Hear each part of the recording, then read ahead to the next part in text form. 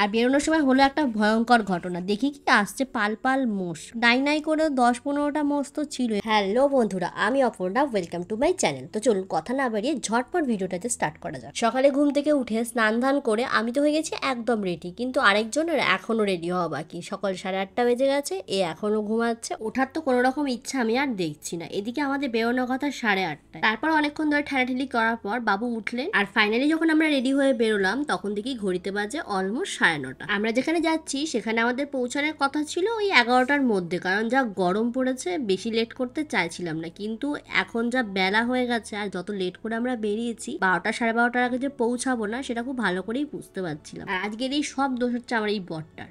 এত লেট করে ঘুম থেকে উঠবে, কোনোদিন কোনো জায়গায় টাইমে পৌঁছাবে না, কখনো ঘুম থেকে টাইমে উঠবে না, আর পরে বলবে যে আমি তো সবসময় আগে থেকেই রেডি হয়ে বসে থাকি, তোরই তো লেট হয়। তার জন্যই আজকে আমি নিজে রেডি হওয়ার পর ওকে ডাকতে গেছি। এটা বলতে না পারে যে তুই রেডি হোসনি আর আমি আগে থেকে রেডি হয়ে বসে রয়েছি। বেরোতে এতটা লেট হওয়ার জন্য তাড়াহুড়োতে কিছুই সেভাবে খাওয়া হয়নি। খালি পেট থাকার জন্য মাথাটা একটু ঘোরাচ্ছিল বলে ভাবলাম একটু চাই খেয়ে নি। যেরম ভাবা সেরম কাজ। একটা রাস্তায় দোকান দেখে চটপট দাঁড়িয়ে পড়লাম আর চলে গেলাম ভেতরে চা খাওয়ার জন্য। ভেতরে গিয়ে দেখলাম চা ছাড়াও অনেক কিছু বিক্রি করে এখানে। না, আমি লিকার চা খাবো তো। জয় যেহেতু বললো যে লিকার চা খাবে, তার জন্য আমি আর কাকু এখানে নিয়ে নিয়েছিলাম 2 কাপ দুধ চা। সাথে ছিল এখানে অনেক ধরনের বিস্কুটের অপশানও, সবই বেকারি বিস্কুটই ছিল। তারপর অনেক ভাবার পর আমি ভাবলাম এরকম একটা গোল বড় ধরনের বিস্কিট খেলে মোটামুটি আমার পেটটা ভরে যাবে। তারপর চায়ে ডুবিয়ে ডুবে সেটাই এখন খেয়ে পেটটাকে শান্ত করার পালা। এত বড় বিস্কুটের সাথে গরম চাটা খেয়ে শেষ হওয়ার পরও দেখলাম যে লিকার চা বানানো তখনও হয়নি। তো আমি ভাবলাম যে শুধু মুখে বসে থেকে আর লাভ নেই, তো নিয়ে নিয়ে আরো 1 কাপ দুধ চা আর সেটাকেও পটাপট খেয়ে শেষ করে ফেললাম। আর সেটা করতে গিয়েই লাগলো আমার জিভে ছাকা। এদিকে তো গরম, তার মধ্যে জিভে ছাকা একটা আলাদাই বাজে ব্যাপার হয়ে গেছিল। উফ বাবা রে বাবা। আর ওই টিনের সেট থেকে বেরোনোর পর লাগছিল মারাত্মক লেভেলের গরম, তাই একটু সময় নষ্ট না করে লাফ মেরে গাড়িতে উঠে পড়লাম আর চলে গেলাম আবার যেখানে যাচ্ছি সেখানে যাওয়ার উদ্দেশ্যে। আর এত কিছুর মধ্যে কোথায় যাচ্ছি সেটা বলবো মাথা থেকে একদম বেরিয়ে গেছে। এদিকে পেট ব্যথা করছে, মাথা ঘুরছে, কত কিছু না হয়ে চলেছে।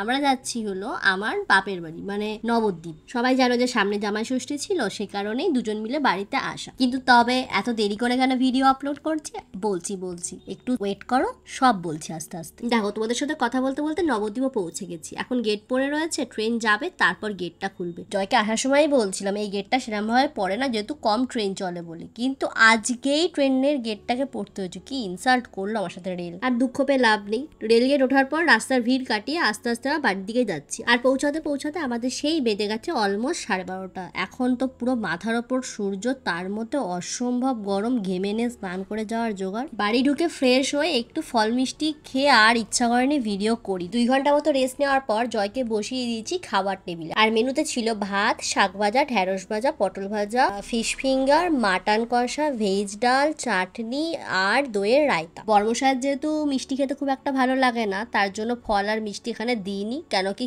দিলে সেটা তুলেই দিত আর সেটা আমাকেই খেতে হতো। তারপর ওর খাওয়ার সাথে সাথে আমিও বসে পড়েছিলাম খেতে। খাওয়া দাওয়া শেষ হওয়ার পর একটু রেস্ট নিয়ে ভাবলাম যে ঘুমাবো, কিন্তু যা গরম ছিল আর ঘুমাতে পারিনি, চলে গেছিলাম একটু ছাদে। আর ছাদে আসার পর গাছগুলোকে দেখে আমার মনটা এমনিই ভালো হয়ে গেছিল। তখন কোথায় গরম কোথায় কি। আর বরাবরই আমার গাছ লাগাতে ভীষণ ভালো লাগে। এখানকার অনেক গাছ আমি নিজের হাতে করে বসিয়েছি, যেমন এই ড্রাগন ফ্রুটের গাছটা। কিন্তু লাস্ট 2 বছর ধরে এদের আমি একদমই যত্ন নিতে পারিনি, কারণ কি প্রথমে যখন চাকরি করতাম তখন বাড়িতে ছিলাম না, এখন বিয়ে হয়েছে বলে বাড়িতে থাকি না, তাই বাড়িতে বাবা মা ছাড়া এদেরকে দেখার জন্য আমি তো নেই। তাই একবার যখনই বাড়িতে আসি তখনই একবার ছাদে এসে দেখে যাই যে এদের কি হাল, কেমন আছে এরা। আর আগের থেকে এখন বাড়িতে গাছের সংখ্যা অনেকটাই বেড়ে গেছে। যা গরম পড়েছে, গাছ লাগানো সবারই দরকার, না হলে এই গরমে যে কি করে বাঁচবে মানুষ কে জানে। আমার সাথে সাথে জয়কেও ছাদে নিয়ে এসেছিলাম বলার জন্য যে বলো কোনটা কি গাছ, এদের কি নাম, কিন্তু ওর তো গরমে মাথা খারাপ হয়ে যাওয়ার জোগাড়। ওই জন্য বেশিক্ষণ না থেকে বলছে চুপচাপ নিচে চ, আর এই গরমে থাকতে পারছি না। আমিও কিছুক্ষণ পরে নিচে নেমে গেছিলাম রেডি হয়ে এবার বেরোবো বলে। বাড়িতে এসে ওই ঘন্টা 3 মতো থাকার পর আমরা সবাই মিলে রেডি হয়ে বেরিয়ে যাচ্ছি আবার একটা অন্য জায়গায় যাও বলে। বাড়িতে এসে এইটুকু সময় থাকলে কারই বা মনটা ভালো হয়, কিন্তু যেতে হবেই, তাই না? তার জন্য আমি, বাবা, মা,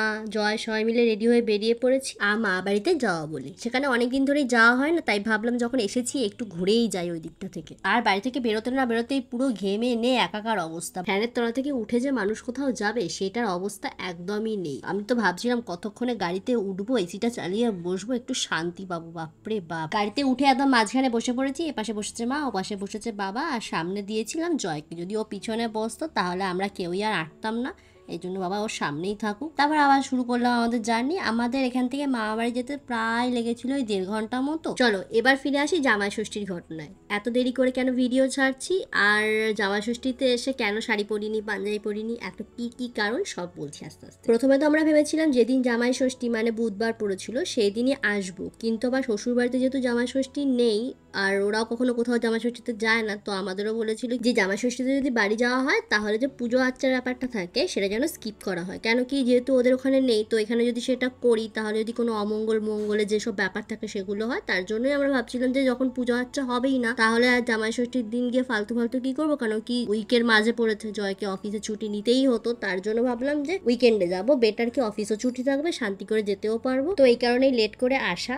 আর যেহেতু লেট করে এসেইছি তার জন্য আর শাড়ি আর জয়কে বলিনি যে পাঞ্জাবি পরে আসো, কারণ কি যা গরম পড়েছে, এতে যদি শাড়ি পাঞ্জাবি পরা হয় তাহলে তো দুজনেই ভেপসে আলু সেদ্ধ হয়ে যাওয়ার জোগাড়। আর তোমাদের সাথে কথা বলতে বলতে আবার আমরা পৌঁছে গেলাম মামার বাড়িতেও। ছোটবেলায় যখন আসতাম এই রাস্তাগুলো কাঁচা ছিল, মানে মাটির রাস্তা ছিল, ভ্যানে করে যেতে হতো, সেভাবে ট্রান্সপোর্টও ছিল না। আর এখন দেখো পুরো পাকা রাস্তা হয়ে গেছে। তারপর গাড়ি থেকে নামার পর আমি আর কোনো ভিডিও করিনি, কারণ সবারই একটা প্রাইভেসি থাকে আর আমি নিজেও চাইনি যে ইউটিউবে সবাইকে দেখাতে, তাই জন্য আর ভিডিও করিনি। তারপর ওখান থেকে বেরিয়ে বা আমাকে ছেড়ে দিয়েছিলাম আবার ধাত্রীগ্রাম স্টেশন, এখান থেকে ওরা বাড়ি ট্রেনে করে চলে যাবে। আর আমরা যদি ওদের ছাড়তে যেতাম তাহলে আমাদের বাড়ি ফিরতে ফিরতে অনেকটা লেট হয়ে যেত, সেই জন্য ট্রেনটাই বেটার অপশন। সেই জন্য ওদেরকে স্টেশনে নামিয়ে গাড়ি ঘুরিয়ে এবার যাব হলো বাড়ি। আর ঘড়িতে বাজে প্রায় 8:45 মতো। আর আমার বাড়ির সাইডটা একটু গ্রামের দিকে বলে রাত 8টার পরে সেভাবে লোকজন রাস্তাতে থাকেও না, তো রাস্তাঘাট মোটামুটি ফাঁকাই থাকে। আর বেরোনোর সময় হলো একটা ভয়ঙ্কর ঘটনা, দেখি কি আসছে পাল মোষ, নাই করে 10-15টা মোষ তো ছিল, এরম তো চেহারা, তার মধ্যে দিয়েছিল একটা ধাক্কা গাড়িতে, যদিও কিছু হয়নি সেরম ভাবে, জাস্ট একটুর জন্য গাড়িটা বেঁচে গেছে। যাই হোক, আজকের দিনটা যা হেডট্রিক ছিল না, আমার আর কিছুই ভালো লাগছিল না, আর সাথে করছিল ভীষণ মাথা ব্যথা। আর আমাদের বাড়ি ফিরতে প্রায় ওরকম 10-10:30 বেজেই গেছিল। তাই আজকের ভ্লগ এই অবধি। যদি আপনাদের ভিডিওটা ভালো লাগে তাহলে অবশ্যই লাইক কমেন্ট শেয়ার করে দেবেন, আর সাবস্ক্রাইবটা মনে করে করবেন। আপনার সাথে দেখা হবে আবার অন্য কোনো ভিডিওতে। আজকের জন্য বাই।